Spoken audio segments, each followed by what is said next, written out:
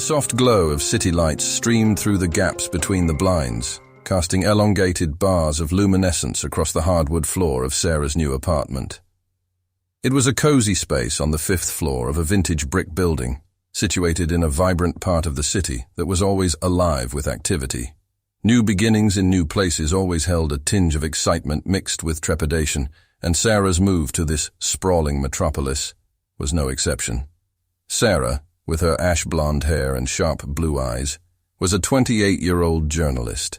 Ambitious and dedicated, she had moved to the city in pursuit of a new job opportunity at a renowned newspaper. The first few weeks were filled with exploration. The chaotic ballet of traffic, the scent of street foods, the murmurs of countless conversations. Everything was an adventure. Every corner held a story. But even in this loud and bustling city, there were moments of stillness. It was during one of these quiet evenings when Sarah first noticed it. An unmarked envelope slid under her door. Her name was handwritten in a looping, ornate script. Inside was a short letter, the words of which praised her latest article. It was flattering at first, an anonymous admirer perhaps.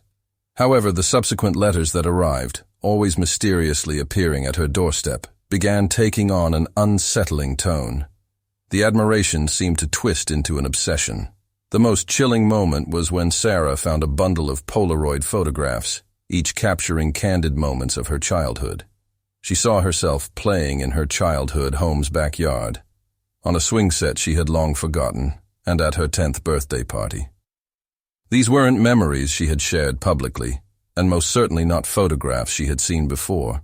She tried to dismiss it as a prank or an overzealous fan. But deep down, Sarah felt the grip of dread tightening around her heart.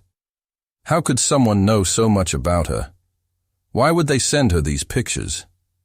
Thus, Sarah's new beginning in a promising city started to morph into a terrifying puzzle, where the past and the present interlaced, leading her down a rabbit hole that would shake the very foundation of her world. The sun was setting, casting a deep amber hue across the city skyline. Sarah was leaving her office at the newspaper, the weight of another day's work pressing down on her. As she walked, she took solace in the routine of her journey. The familiar streets, the aroma from her favorite coffee shop, the busker who played saxophone at the same corner every evening. But today, something was amiss. It began as a feeling, that prickling sensation on the back of her neck, as if she were being watched. She shook it off initially, attributing it to her mounting paranoia from the letters and photographs. But as she continued her route, she couldn't shake the sensation. Every so often she'd catch a glimpse in her periphery, a shadow that seemed just a touch out of place. Curiosity, mingled with a hint of fear, caused Sarah to take a sudden detour into a bookstore. She pretended to browse, stealing glances out of the window. That's when she saw him. He was a tall figure, draped in a dark hooded jacket, face obscured, standing across the street. His demeanor was a stark contrast to the bustling pedestrians around him. He just stood there, seemingly fixated on the bookstore entrance, waiting. Every time Sarah moved to a different section of the store, she noticed the man adjusting his position to keep her in his line of sight. Sarah's heart raced. Anonymity in a city was a given, but this felt far too deliberate. She decided to test her theory. Exiting the store, she changed her usual path, weaving through alleyways, doubling back, and even hopping on and off a tram. But like a specter, the hooded man trailed behind. Sometimes he was a distant silhouette, and other times he was shockingly close, just a few paces away. But he never approached. He never spoke. He just watched. Panicking, Sarah finally sought refuge in a crowded diner. Amid the sounds of clinking dishes and chatter, she tried to rationalize what was happening. Could it be related to the letters or the photographs? Was this the admirer turned stalker? As the weight of realization began to sink in, her phone buzzed. It was an unknown number with a simple text message. "I see you." Sarah's every fear was confirmed. She wasn't just dealing with letters anymore.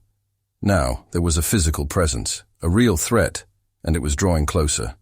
She knew she couldn't ignore it any longer. She had to act before it was too late. Morning broke to another cacophony of city sounds. Sarah, sleep-deprived and agitated, made her way to her office. Every shadow now posed a potential threat. Every passerby could be the hooded man. But the city, in its relentless pace, marched on, seemingly unaware of her private terror. Upon arriving at her desk, she was met with a barrage of concerned messages from colleagues, friends, and even acquaintances. Sarah was bewildered until a close co-worker, Jenna, pulled her aside, her face a mixture of concern and anger. "Why would you share something like that?" Jenna asked, showing Sarah her phone. What Sarah saw drained the color from her face. Her personal social media accounts had been flooded with a myriad of her intimate moments. Photographs she'd never uploaded, thoughts she'd written in private journals, and even conversations she'd had in the confines of her apartment. It was as if her entire life was splayed out for the world to see. To add to the invasion, many of her contacts received messages from her account. They varied from deep confessions, scandalous revelations, to outright threats. Chaos ensued as friendships strained and trust shattered. Sarah felt violated. Her personal space, her digital footprint, and her relationships were under assault. She rushed to regain control, contacting tech experts to help recover her accounts and ensure they were secure. But the damage was done. It was evident now that this wasn't just some random stalker. This person, whoever he was, had deeply entrenched himself in Sarah's life. While at a cybersecurity firm, an expert showed Sarah the extent of the infiltration. The hacker had installed spyware on her devices, turning them into surveillance tools. Her computer camera, her phone microphone, even her smart home devices. They had all been compromised. For how long, they couldn't say. The feeling of being watched was no longer just a sensation on the street. It permeated every corner of her life. Sarah's home, her sanctuary, had been transformed into a fishbowl, and she was the unwilling star of a sinister show. Faced with this digital nightmare, Sarah had to grapple with not only the tangible threat of the hooded watcher, but also the digital ghost that lurked in every device. As the lines between the virtual and real world began to blur, Sarah realized she was fighting a battle on two fronts. She had to reclaim her digital identity while confronting the very real menace that cast its shadow over her every step. It was a Saturday evening when Sarah decided to visit her childhood home in the neighboring town. The old two-story house, with its faded paint and creaky steps, held many memories for Sarah. But she wasn't here for nostalgia. She was searching for answers. The Polaroid photos had made one thing clear. Her stalker had been shadowing her life for much longer than she'd thought. She sat in the living room with her mother, Diane, a cup of tea between them. Sarah's voice quivered as she spilled out the disturbing events of the past weeks. Diane listened intently, her face gradually turning ashen. When Sarah finally showed her the Polaroids, Diane's hand trembled as she took them, her eyes widening in recognition and fear. "I never wanted you to know," Diane whispered, taking a deep breath. "There's something I haven't told you." Years ago, when Sarah was just a child, they had employed a young man named Mark to babysit her. Mark, with his soft-spoken manner and seemingly kind nature, was initially a welcome presence. But as months went by, Diane began to notice oddities, personal items misplaced, diary entries disturbed, and even some of her jewelry disappearing. But the final straw came one evening when Diane returned home unexpectedly and found Mark, not attending to Sarah, but rummaging through their personal photo albums.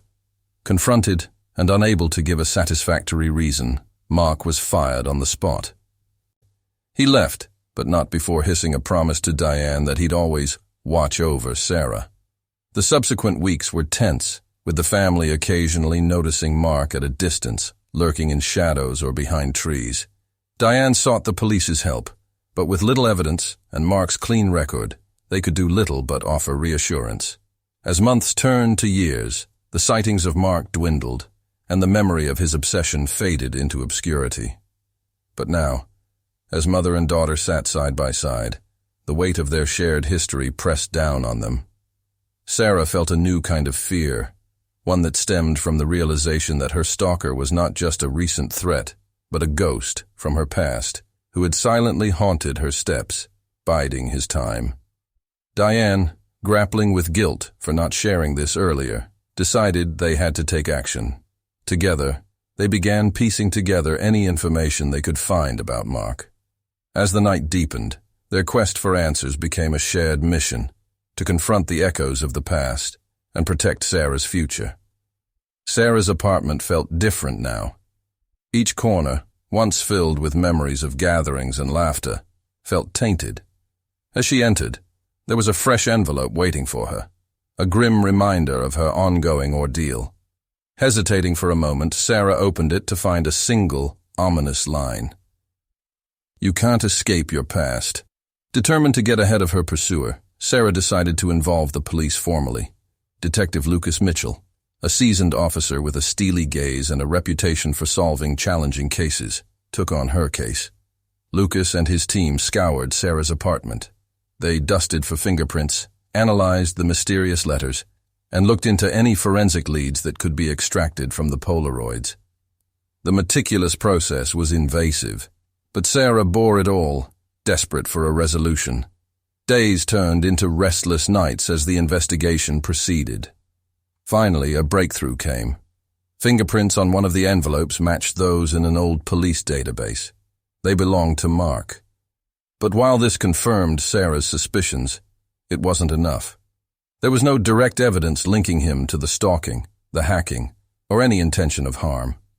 They needed more to make an arrest.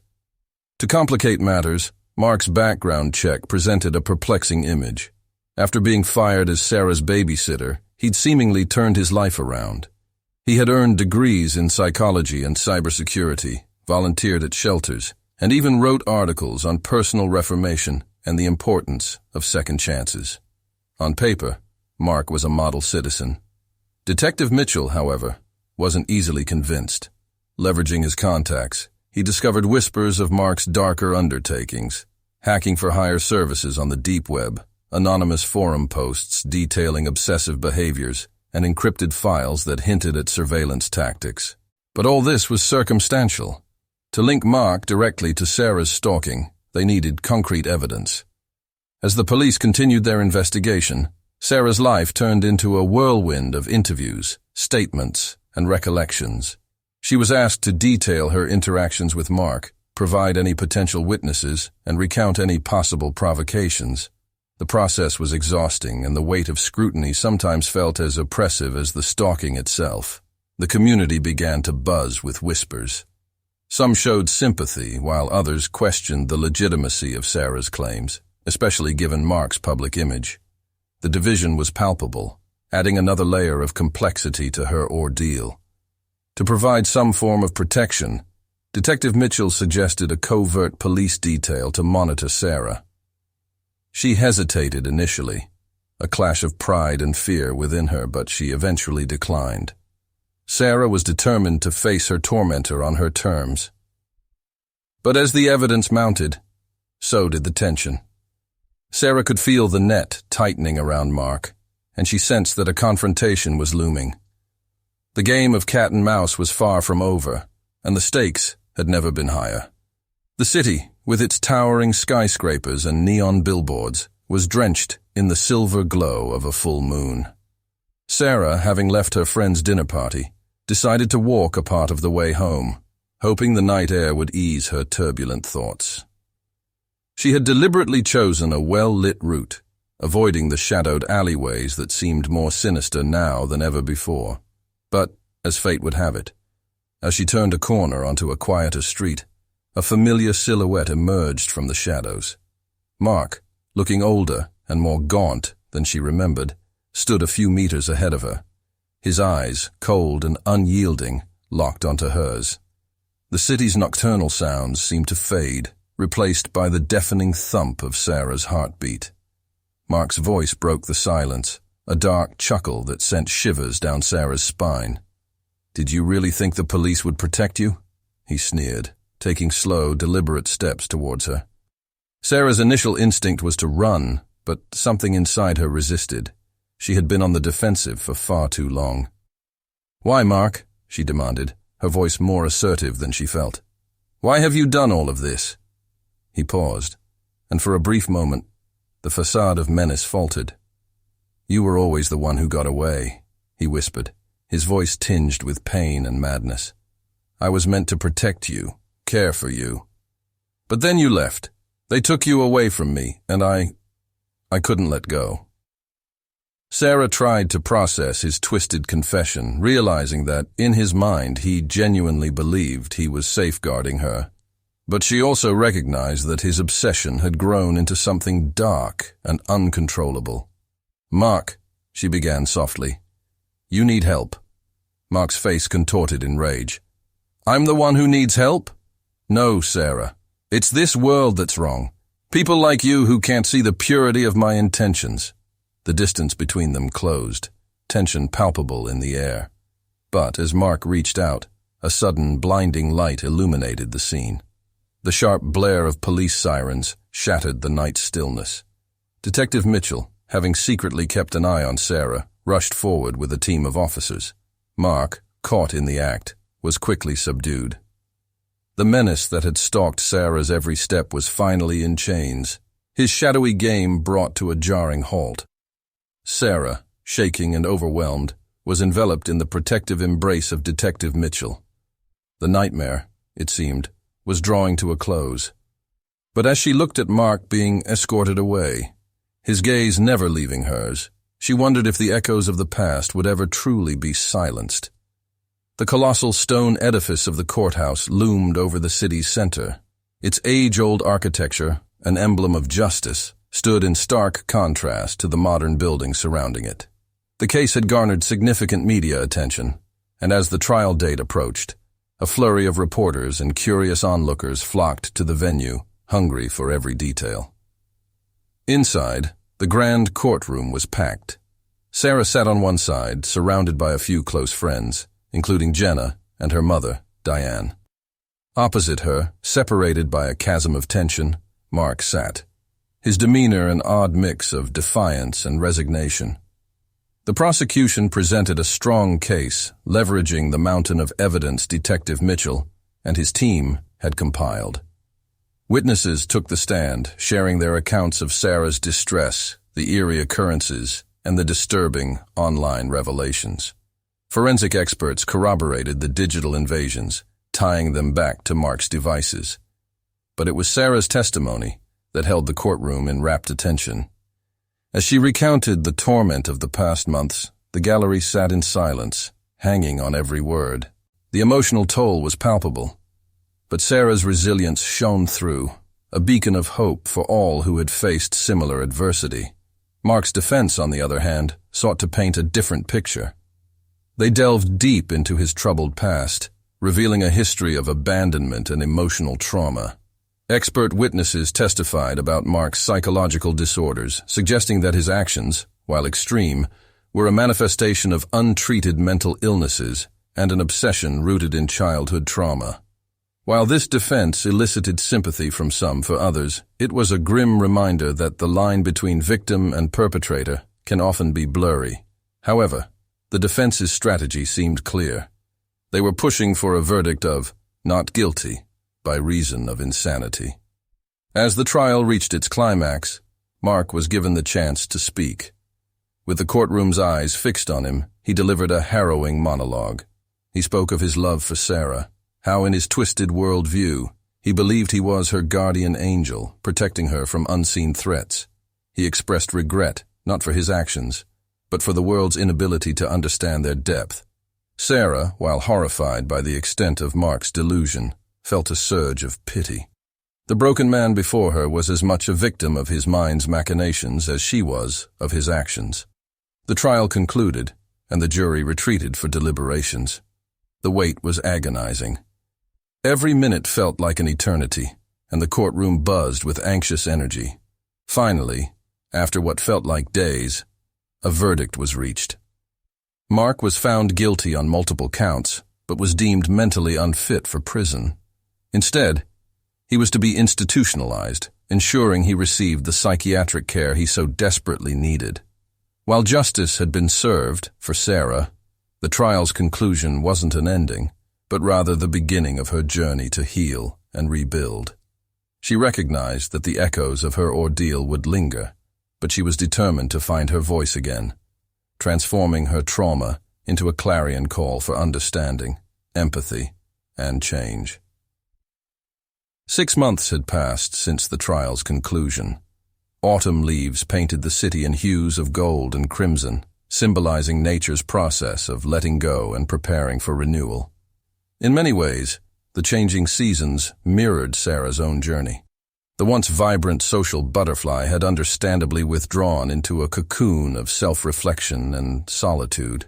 Her apartment, which once buzzed with frequent visitors and laughter, had transformed into a sanctuary of healing. Books on trauma, therapy, and mindfulness lined her shelves. Sketches and paintings, a newfound passion, adorned the walls, each piece a visual testament to her emotions and journey. Jenna, ever the supportive friend, had introduced Sarah to a group therapy session for stalking survivors. At first, Sarah was hesitant. Sharing her trauma with strangers felt daunting, but with time, these sessions became her anchor. The shared experiences, the collective strength, and the cathartic release of speaking and being understood were therapeutic. In the stories of others, she found fragments of her own, and together they wove a tapestry of resilience and hope. One particular session stood out. A young man named Alex shared his experience of being stalked during college. His vulnerability, combined with his journey to reclaim his life, resonated deeply with Sarah. Post-session, they struck up a conversation, and an unexpected friendship blossomed. They became each other's sounding boards, confidants in the labyrinthine journey of healing. Sarah also began attending workshops on digital safety and cybersecurity. Harnessing her traumatic experience, she sought to equip herself and others with knowledge. It became a mission to transform her pain into purpose, ensuring others could safeguard themselves in an increasingly digital age. But it wasn't all about forward momentum. There were days of regression, moments where the echoes of her past threatened to drown out her progress. Nightmares, bouts of anxiety, and trust issues occasionally reared their heads. It was during these moments that Sarah learned the value of self-compassion. Therapy, both group and individual, taught her to embrace her scars, not as marks of weakness, but as testament to her survival. One poignant evening, Sarah sat on her balcony, a cup of tea warming her hands. The city's skyline, illuminated in twilight, sprawled out before her. As she lost herself in its vastness, a realization washed over her. She was but one note in the city's symphony, and like an echo, her story would fade and transform, leaving behind not pain, but wisdom and strength. The journey to reclaim her life had truly begun. Sarah's apartment had seen another transformation, with one room now dedicated as a workspace filled with computers, posters, and a whiteboard scribbled with plans and ideas. This was the birthplace of EchoGuard, a non-profit initiative aimed at educating individuals about the dangers of stalking, both digital and physical, and offering resources for protection and recovery. EchoGuard began as a blog, with Sarah recounting her experiences and sharing insights about staying safe in the digital age. It wasn't long before her posts started gaining traction. Victims from different parts of the world reached out, sharing their stories and expressing gratitude for Sarah's openness. Sensing the potential for greater impact, Sarah expanded her vision. With the support of Jenna, Alex, and others from her therapy group, they organized workshops for schools, colleges, and community centers. Topics ranged from basic digital hygiene to recognizing signs of obsessive behaviors in oneself and others. A key component of EchoGuard was its hotline service, providing immediate assistance to stalking victims. Sarah collaborated with law enforcement agencies, cybersecurity experts, and therapists to build a holistic support system. Detective Mitchell, seeing the value in her initiative, became an occasional guest speaker, discussing the legal avenues available to victims. News outlets, intrigued by Sarah's transformation from a victim to an advocate, featured her story.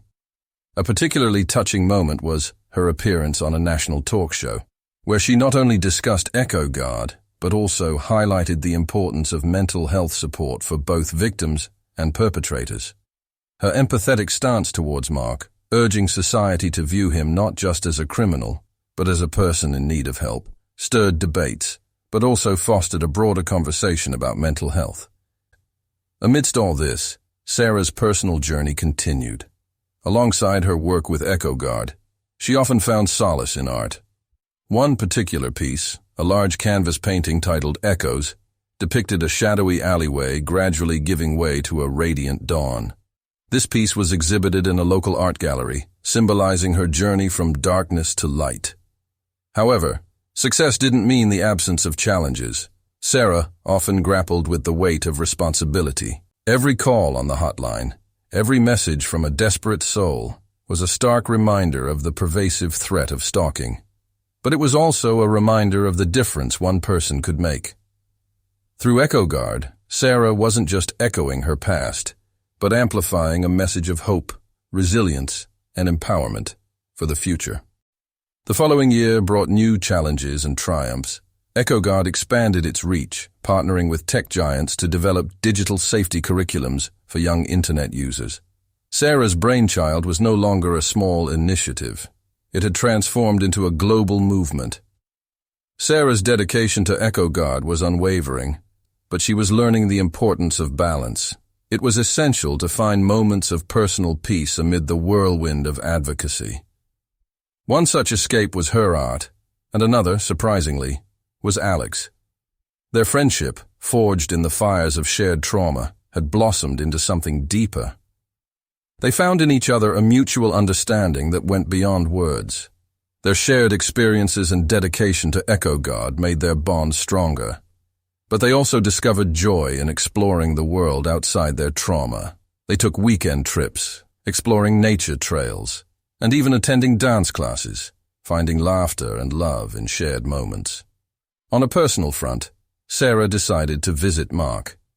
She felt a need for closure, not just for her own sake, but in hopes of understanding the twisted psyche that had once terrorized her life.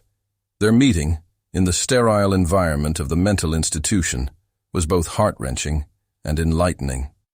Mark, medicated and under therapy, showed glimpses of remorse, and while he still exhibited delusions, it was evident that he was on a long road to recovery. Sarah left their meeting with mixed emotions. While she could never forget or entirely forgive, she felt a weight lift, knowing that Mark was in a place where he could no longer harm her or himself. Life seemed to be on an upward trajectory. However, an insidious shadow began to creep back into Sarah's life. Whispers echoed in the alleyways, familiar yet distant, a haunting lullaby of despair. The bond between Sarah and Alex began to fracture. Their shared experiences, rather than binding them, became a wall of unspoken anguish. The solace they once found in each other's presence now stirred old ghosts. One bleak morning, Sarah received an anonymous parcel. It was a broken mirror framed by a child's drawing of an alleyway. The fractured reflection was eerily reminiscent of her own fragmented soul, and the artwork was hauntingly similar to her style during her early years. The connection to Mark was implicit, but the possibility of him sending it was remote. This mystery heightened the terror. Whispers around town spoke of sightings, a shadowy figure lurking near Sarah's residence, brief glimpses of a man resembling Mark, and haunting lullabies heard in the wind. How could this be when Mark was securely locked away? Sarah's sleep became riddled with nightmares. She dreamt of that fateful alleyway, but now, instead of one pursuer, there were many. All with Mark's face, converging upon her, their voices a cacophony of accusations and remorse. Feeling isolated and desperate, Sarah retreated further from her friends and Echo Guard. She sold her city apartment and moved to a secluded manor, surrounded by dense woods and fog-laden moors. She believed solitude might offer protection and clarity. Months turned into seasons, and as winter's grasp tightened, Sarah disappeared. The only trace was her art studio, splattered with paint as though a frenzied masterpiece had been created. The centerpiece was a large canvas, depicting an alleyway that seemed to stretch infinitely, and shadowy figures with hauntingly familiar faces looming closer and closer. Echo Guard, under new leadership, turned their resources towards finding Sarah, but every lead went cold. Her legacy became twofold: a champion against cyber darkness and the enigma of her own unsolved mystery. The tale's true horror lies not in the tangible threat of Mark, but in the intangible shadows of trauma and the unresolved enigma of Sarah's fate.